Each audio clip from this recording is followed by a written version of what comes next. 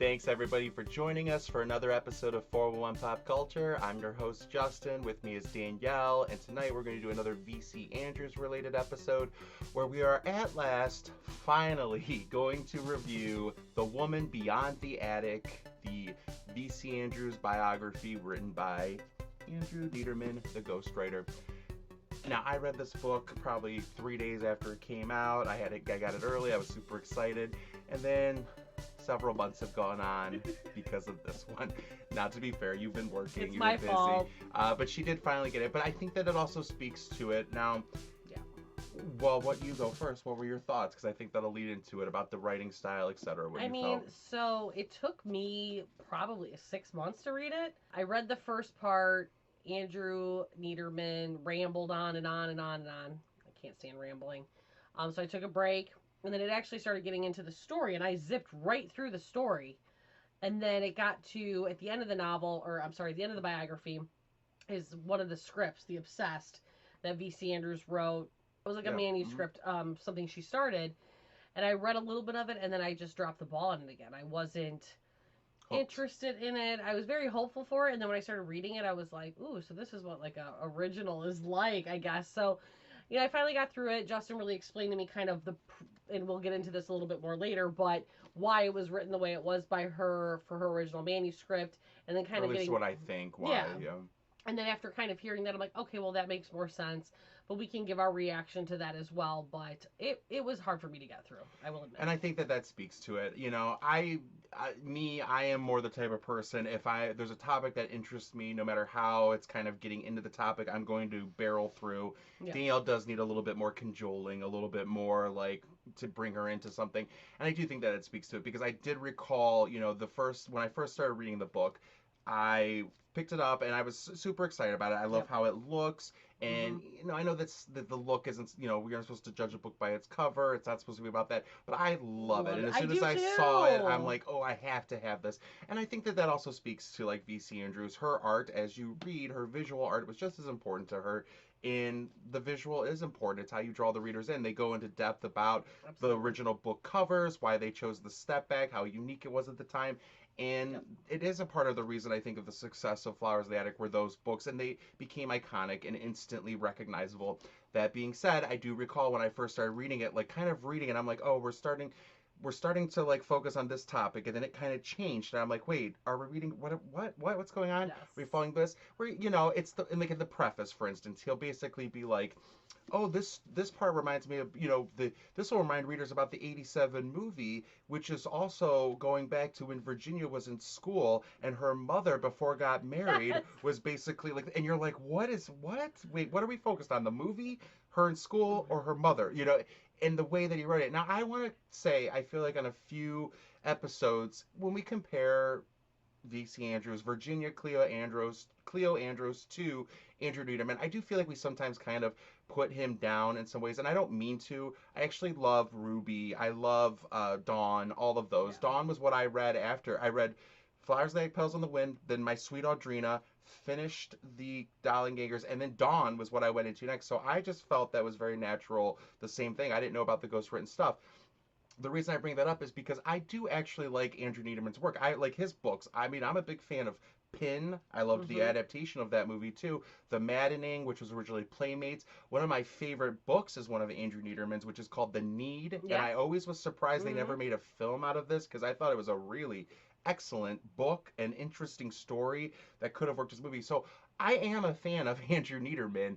And I feel like I don't want to like criticize him per se, because there's a lot that I do like about him, but there is times where he does the way he writes, and in this book it is hard to get into. He really forces his opinion on situations, kind of like what you were alluding to, where it's like all of a sudden he's talking about the 87 script, and he's talking about her mom and this and that. He's trying to push the reader to see how he sees it, or why he thinks, Virginia did something the way she did, or whatever. He really puts his own like preference and what he thinks happened, almost forces it on you, and it feels weird. I think that's true. Yeah. I didn't get it as quite as intense as that, but I don't think that's untrue. I think like what he does is he knows a lot of the theories out there about her, so I think he's done his own research, and then he's stating things as fact that might be also his own interpretation rather than fact. but on that note, I do think that anybody, the person who would be best set up to write a biography about V.C. Andrews would be Andrew Neiderman, being that he's not her, but he's the Yeah. other person in these works. And but that also I think makes it harder for him because he's maybe too It's too close, close. Yep. to it. Now you go. Well, I was gonna say, I don't want you guys to think that I didn't like it. So there were things that I really liked about it. The two things that I can think of the most that I really enjoyed were really hearing Virginia's take and where her ideas came from for Flowers in the Attic, Mm-hmm. and how she was able to take things that happened or things that she heard and incorporate all that into this fantasy world. I love that. Well, and how they did that too was from letters that she's Yes, written. I I was mean, gonna and say that that's was my all in that, second thing. as well as he did, which Yeah. I really like, because there are articles out there, like she Mm-hmm. did that Faces of Fear article. There was the People article that she hated because of the pictures that were taken. But he uses those items Yep. to also explain, these are where these ideas Yes. came from, and that's really cool. And I think any fan is going to enjoy that, and I definitely think any fan should pick this up, Yes. even if it's just to have it. I mean, as the iconic, this is from If There Be Be Thorns. Obviously this is the text that we're used to for V.C. Andrews. But yes, there are parts that are hard. But I think what we were talking about too is once you are into it, it Yes. flows a little bit better. Once you Yes. get like more chronological, the Mm-hmm. actual Yep. events. And the second thing, like you alluded to, was the letters. They have like the Hmm. real letters that Virginia wrote. It's like really reading her Yeah. words. It's just, it really touched my heart. Well, they have pictures too. Like, so he Yes. does go into the letters, and that's part of the problem too. Early on, he alludes to stuff you're gonna read in the letters, so you haven't read them yet, and then you actually get to see them. But then, I think he actually prints out the letters too, or parts. Like you could read Mm-hmm. them separately as well as Because in they the were print. typed. Right.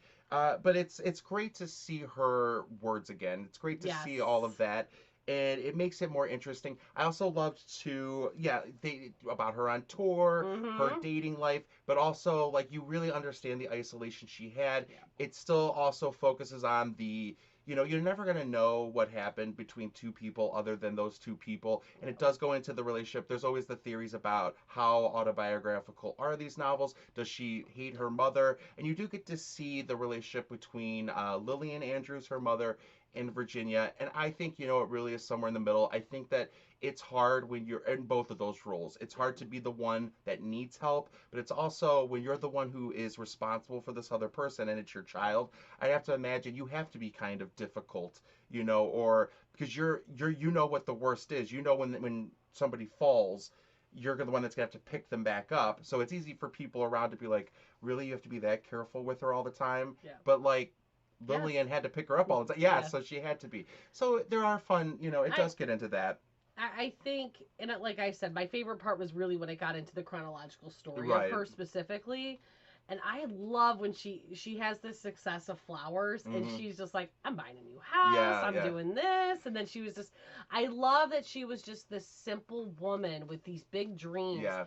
And even though she suffered and went through all of this stuff, that she got to like have her dreams come true. Well, she was Not in her all late of them. 50s, when Yeah. it finally happened. Yes. And that's, something to inspire towards that, it's never too late. You can Yeah. always get your dreams. And yes, it's an inspiring story, but it also shows you get insight about her loneliness. But, Mm-hmm. she was always hopeful, it seemed like. But you do see some of the experiences too, like in letters where she's writing about now having money and how like family is coming out of like the woodwork. Mm-hmm. So you can all see when she was writing Dark Angel about the things Tony said. Yeah. She has the experience now to know that, yeah, when you have money, people do kind of come out of the woodwork Mhm. to do this. Now, what I really did enjoy about this, my favorite part was reading The Obsessed. I thought it was really cool to get to see a story by Virginia again. And now it's obviously frustrating because it's incomplete.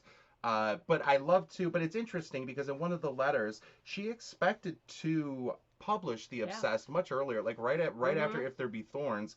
So it's weird that it never came to fruition, and that's all they have is maybe I think it's like 6 chapters. But it is great to see her work again. But again, it is written in the third person. Yes. Now, I don't know that it would have been ultimately published in the third person because I think it was the Attic Secrets website, like Attic Secrets 1979, where somebody had reached out that they went to the Boston University where a lot of Virginia's works Mhm. are being kept. Um, they found a copy of Where the Greener Grass Grows, which was the original manuscript to Petals on the Wind, and that was written in third person. So I'm almost wondering if Virginia Andrews, when she wrote the first time through, she wrote in the third person, and that would, I think, help probably her to know where different characters are. When you write from the first person, you have to keep track of where everybody else is. But I have to think that it was, you could see certain things coming out. Like there's a character, Kate, who is going to be maybe possibly set up as like a Vera type character, somebody who's like doesn't really like our main character too much. I mean, it takes place on the seaside, starts off with this very dramatic like car crashy thing. The seaman, it's all this sort of very like Maine coasty type of setting.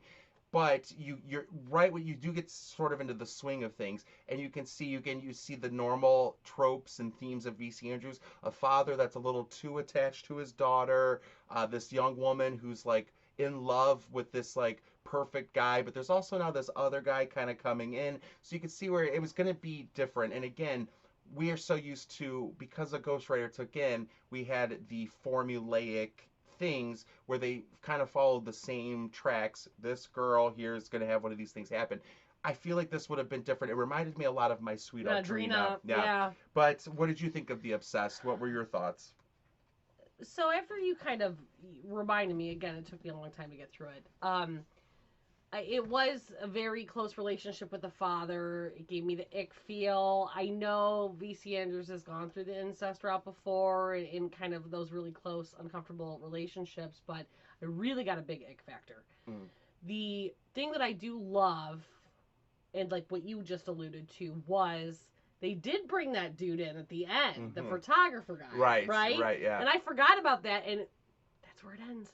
That's right where it ends. This is where it's getting good. Yeah, because you're gonna see. Yeah, it's set up to be like Audrina the first time she met Arden, or with Heaven Logan, but the sort of Troy character was just entering, or the Lamont, whoever, the other person kind of coming in, to like Flowers That Get Christopher, but now Julian, whoever, the other people that come into the story. I totally forgot about that. And that's right where it ends. It's disappointing because, again, she apparently started this when she was doing If There Be Thorns, so it's a little sad that didn't happen. But yeah, it really does go also into just how she created Flowers the Attic, about the imagination. Yes. She really was Virginia Andrews was this precocious child. She was always isolated, even before her accident, because she was much younger, skipping grades. I also did like they still haven't found the original I slept with my uncle on my wedding night, which was like a notorious, infamous thing that she wrote. But they did find what they think was like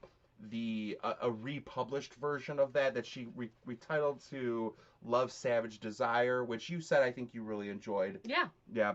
You just get the beginning and the end of it. Yes. Well, I'm surprised they didn't go into like Where the Greener, or not Where the Greener, so The Gods of Green Mountain Fantasy, because I know she wanted to do that and all that.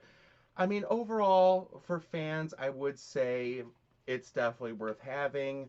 I think that maybe Andrew Neiderman was a little too close to the topic to be the one. At the same time, he would be the best one to write it. I think, honestly, again, he read through it very quickly. It took me a while, but I will tell you, like, I feel closer to her work hearing this story. Like, absolutely. Like, now I can't wait to go back and reread, the Dollenganger series and the Heaven series again. Heaven, I want to go back and reread now that I've read Dawn, but it makes me feel so close to her, this woman who did not have, typical relationships, boyfriends, all that stuff. And I love, there's a part in the book where she talks to her younger niece to get her perspective on young love. Yes, I was just going to say that, And I was like, oh my gosh, like that's amazing. And for her to be able to construe the feelings of young love when she didn't actually experience it herself tells you just how imaginative and how creative she was as a woman and a human being. And it is worth the read. I would say 4 out of 5 stars. Get rid of the beginning half. Focus on the story. Somebody should have edited him a little bit better. But and just to piggyback onto that, it is a lot of like she almost did live the life of one of her characters. She was isolated, sort of like the kids in Flowers the Attic. And the rags to riches of Heaven and all that. Well, they weren't dirt poor, but they definitely struggled a lot. It had, she grew up in the Great Depression and all that. There's pictures in there too. The pictures are great, and it gives you a lot more insight. Definitely something anything for a must-have for fans, and it looks Yes. great. I love having it. It's right on my It's bookshelf. You can beautiful. see it prominently displayed, and it she was I we will always be cheated that we didn't get more, and I look forward to, because some of our theory videos coming up are going to be sort of like characters that we think may have been more may have come back, or different ways stories may have been written if she had continued on with Yeah. the stories. Now it does say, sorry, I was looking real quick, and it does say that there were like because it's always the thing that we saw at the beginning of all the books back in like the late 80s, early 90 copies. It'll show you like, due to the death of the author, there's a ghostwriter carefully selected because she had like had ideas for like 40 stories. Now it does seem like, I don't know how much they actually took from what she had, because there's another place where they said he basically admits, Andrew Neiderman, that they never found those. Yeah. So they couldn't have used any of those. So again, Right. it's all part of the mystery of her, where it's like, oh, she really did have all these other ideas. They didn't use them, it seems like. Right. But so it would have been cool to see so much more of what she could have done, and what was meant to be. But at the same time, like, she even comments too, it's interesting, there's a part I was reading a letter where she's like, she talks about meeting Stephen King and how she didn't really care for him that Yeah, much. right, Yeah, and I thought that was amusing, because he I has love written Stephen King too. about, yeah, well, I love Stephen King too, and he wrote on one of her, like, he's written about her, about what a great author she was. Mhm. So it's kind of funny that she's kind of like, I don't really care for him too much. I forgot about that. Yeah, it's fun little stuff like that you get, so it is worth it. I would say this woman is the reason that we became It's friends. true. It's so true. This woman is the reason I fell in love with reading books again. And this woman is the reason that I started reading Stephen King. Yeah, that's funny. That is, but it's so true. That is why we became friends. And I mean, I love Stephen King before and after. I mean, those are my two favorite writers, though, V.C. Andrews and Stephen King. And I think that for anybody that is a fan of V.C. Andrews, you should get it. You should add it to your collection. It's worth it. It could have been, maybe edited through one more time. But overall, I think it was a very enjoyable experience. And it's worth it for the extra tidbits. They obviously put a lot of care and thought into these, and I thought they did a great job. But everybody, thanks for watching. Have you read this yet? Are you a fan? Are you a fan of biographies in general?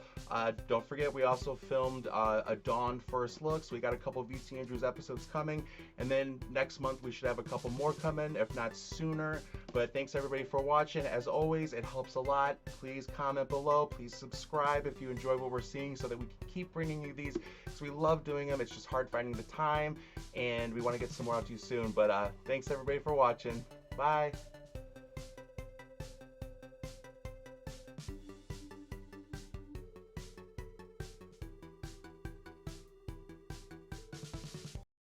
John Amos